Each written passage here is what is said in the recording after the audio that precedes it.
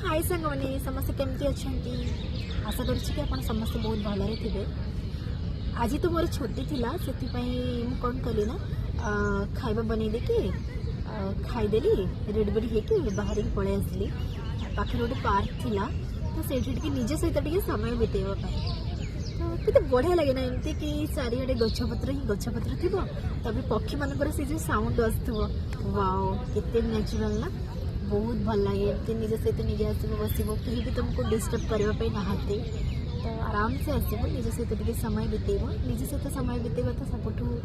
बहुत इम्पोर्टाट जिनस थाए कि निज सहित निजे कथा हाँ ना मतलब सप्ताह जाक तुम सह जहाँ भी होती भूल ठीक जहाँ भी होती तो तुम निज सहित निजे ही कथा हे तार सल्यूशन बाहर कर कहीं एका बसी था ना तो सब कथा रिमाइंड करके भाव जापर भूल ठीक बहुत बढ़िया लगे।